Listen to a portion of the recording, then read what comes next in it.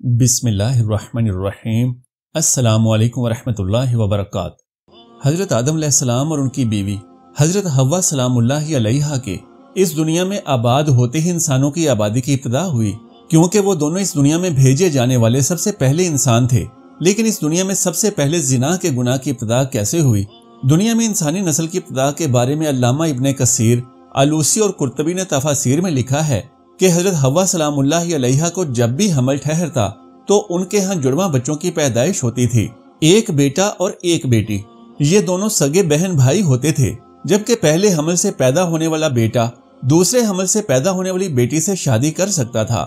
یعنی نسل انسانی کے آغاز میں حضرت آدم علیہ السلام کی سلبی اولاد کے ہاں ایک بطن کا دوسرے بطن سے نکاح جائز تھا۔ لہٰذا جب حضرت آدم و حوا دنیا میں تشریف لائے تو توالد و تناسل کے سلسلے کا آغاز ہوا، تو ہر ایک حمل سے ان کے ہاں دو بچے پیدا ہوئے، جن میں ایک لڑکا اور دوسری لڑکی ہوا کرتی تھی۔ اگر موجودہ دور کے حساب سے دیکھا جائے تو اس وقت ان کی اولاد میں سوائے بہن اور بھائیوں کے اور کوئی رشتہ موجود نہ تھا، اور بھائی بہن کا آپس میں نکاح نہیں ہو سکتا۔ تو اللہ تبارک و تعالیٰ نے اس وقت کی ضرورت کے لحاظ سے آدم علیہ السلام کی شریعت میں یہ خصوصی حکم جاری فرمایا تھا کہ ایک حمل سے جو لڑکا اور لڑکی پیدا ہوں تو وہ آپس میں سگے بہن اور بھائی سمجھے جائیں گے، اور ان کے درمیان باہم نکاح یعنی شادی حرام ہوگی۔ لیکن دوسرے حمل کے نتیجے میں پیدا ہونے والے لڑکے کے لیے پہلے حمل سے پیدا ہونے والی لڑکی حقیقی بہن کے حکم میں نہیں ہوگی، بلکہ ان کے درمیان رشتہ ازدواج جائز و حلال ہوگا۔ اور حضرت آدم علیہ السلام کی شریعت میں توالد و تناسل کی روح سے یہ جائز تھا، کیونکہ اس کے علاوہ کوئی دوسری صورت اس وقت کے لحاظ سے موجود نہ تھی، لہٰذا اس وقت اس عمل کو جائز قرار دیا گیا تھا۔ لیکن بعد میں کیونکہ اس کی ضرورت نہ رہی، لہٰذا پھر حضرت آدم علیہ السلام کے بعد آنے والی ہر شریعت میں اس کو منع کر دیا گیا کہ کوئی بھائی اور بہن آپس میں شادی نہیں کر سکتے۔ دوستو، قابیل حضرت آدم علیہ السلام کی پہلی اولاد تھی، اور اس کے ساتھ جو لڑکی پیدا ہوئی وہ انتہائی خوبصورت تھی، جبکہ اگلے حمل سے پیدا ہونے والے حضرت حابیل کے ساتھ جو لڑکی پیدا ہوئی وہ زیادہ خوبصورت نہ تھی۔ حضرت آدم علیہ السلام کی شریعت کے مطابق جب یہ پیدا ہوئے تو قابیل کی شادی حابیل کی بہن کے ساتھ ہونا تھی، جبکہ حضرت حابیل کی شادی قابیل کی بہن کے ساتھ ہونا تھی۔ لیکن قابیل اپنی ہی بہن کو اس کی خوبصورتی کے سبب پسند کرنے لگا اور وہ اسی سے شادی کرنا چاہتا تھا، جبکہ شریعت حضرت آدم علیہ السلام میں اس عمل کی ممانعت تھی کہ ایک ہی حمل سے پیدا ہونے والے بچوں کی شادی آپس میں نہیں ہو سکتی۔ لہٰذا جب یہ صورتحال حد سے زیادہ بگڑ گئی اور قابیل نے ہر صورت میں اپنی ہی سگی بہن کے ساتھ شادی کرنے کی ضد کی، حالانکہ اس کی شادی شرعی طور پر حضرت حابیل سے ہونی طے تھی، تو حضرت آدم علیہ السلام نے قابیل اور حابیل دونوں کے درمیان فیصلہ کرنے کے لیے دونوں کو اللہ کی راہ میں قربانی پیش کرنے کا حکم دیا، اور فرمایا کہ جس کی قربانی کو آسمان سے آنے والی آگ آ کر کھا جائے تو سمجھنا کہ اس کی قربانی قبول ہو گئی اور وہ قابیل کی بہن کے ساتھ شادی کا حقدار ہوگا۔ قابیل کھیتی باڑی کرتا تھا، جبکہ حضرت حابیل بکریاں چرایا کرتے تھے۔ حضرت حابیل علیہ السلام نے اللہ تبارک و تعالیٰ کے سامنے ایک بکری کا بچہ پیش کیا، جبکہ قابیل نے بھی اللہ کی راہ میں اپنی طرف سے قربانی کا جانور رکھ دیا۔ لیکن اللہ کی قدرت تھی کہ حابیل علیہ السلام کی قربانی قبول ہو گئی۔ قابیل کو اس سارے معاملے میں ہونے والی اپنی ذلت بے حد ناگوار گزری، اور ایک روز اس نے اپنے بھائی حابیل کو پتھر مار کر قتل کر دیا۔ پھر شیطان قابیل کے پاس آیا اور اس کو گھر سے بھاگ جانے کے لیے کہا، اور کہنے لگا کہ اگر تم یہاں رہو گے تو تمہیں تمہارا باپ مار ڈالے گا۔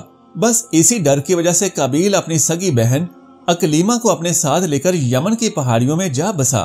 یہ ڈر تو بس ایک بہانہ تھا، جبکہ شیطان کو اصل خطرہ یہ تھا کہ کہیں قابیل اپنے جرم کی پاداش میں پشیمان ہو کر توبہ کر کے اپنے والد کی شریعت پر عمل کر کے اس کا تابع دار بیٹا نہ بن جائے۔ یمن کی پہاڑیوں میں جا کر قابیل نے اپنی ہی سگی بہن اکلیمہ کے ساتھ شادی کی، اور اس کی نسل خوب بڑھنے لگی، اور وہاں اس کی کثیر اولاد ہوئی۔ قابیل اور اس کی اولاد نے ہی سب سے پہلے آتش پرستی اور پھر شیطان کے بہکاوے میں آ کر بت پرستی شروع کر دی۔ دنیا میں قتل و غارت، حسد و فساد اور بت پرستی کی بنیاد قابیل نے ہی رکھی تھی۔ حضرت عبداللہ ابن مسعود رضی اللہ تعالیٰ عنہ سے روایت ہے کہ نبی کریم صلی اللہ علیہ وآلہ وسلم نے ارشاد فرمایا کہ دنیا میں جب بھی کوئی انسان ظلم سے قتل ہوتا ہے تو اس کا ایک گناہ حضرت آدم علیہ السلام کے بیٹے قابیل کی گردن پر ضرور ہوتا ہے، کیونکہ قابیل ہی وہ شخص ہے جس نے ظالمانہ قتل کی ابتدا کی اور یہ ناپاک طریقہ جاری کیا۔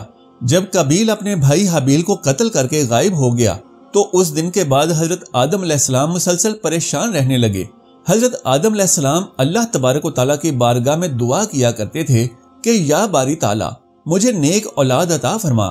پس اللہ تبارک و تعالیٰ نے حضرت آدم علیہ السلام کی دعا قبول فرماتے ہوئے انہیں ایک لڑکا عطا فرمایا جس کا نام حضرت شیس علیہ السلام تھا۔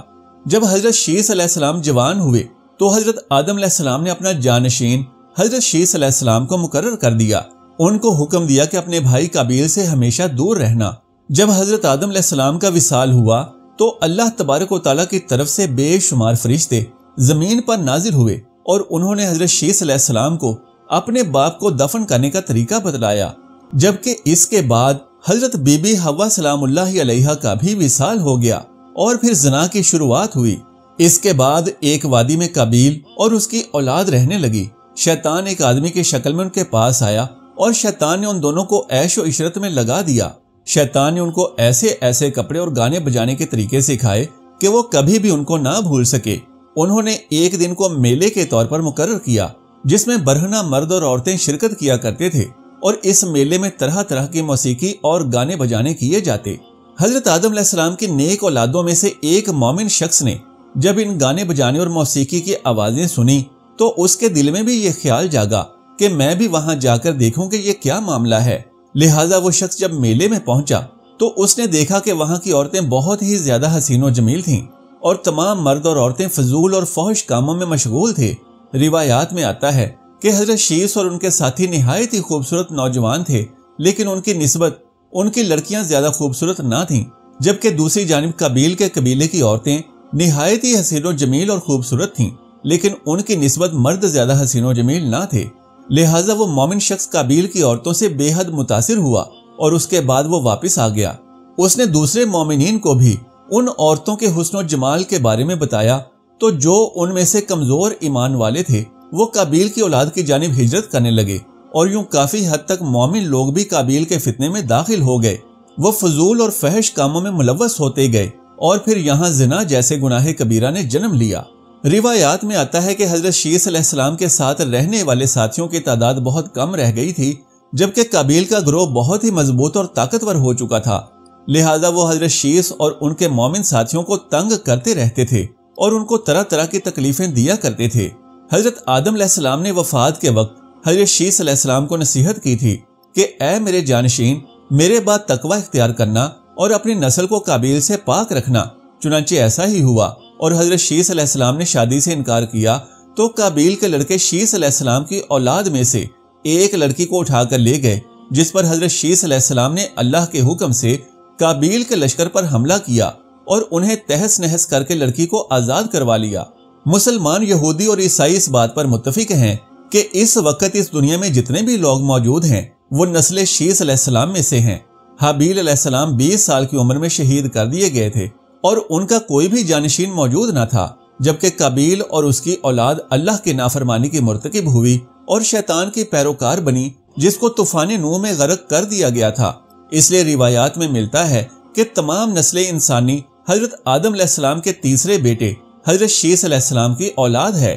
دوستو، اگر دیکھا جائے تو زنا اس وقت ہی شروع ہو گیا تھا جب قابیل اپنی بہن اکلیمہ کو اپنے ساتھ لے کر وہاں سے بھاگ گیا تھا اور اس نے اپنی بہن کے ساتھ ہی اپنی اولاد کو جنم دیا تھا۔ باحوالہ تفسیر ابن کثیر سورہ مائدہ آیت نمبر 27۔ براہ کرم نیچے کمنٹ باکس میں اللہ تبارک و تعالیٰ کا ایک بابرکت نام لکھ دیجئے۔ جزاک اللہ خیرن کثیرا۔ اللہ ہم سب کا حامی و ناصر ہو۔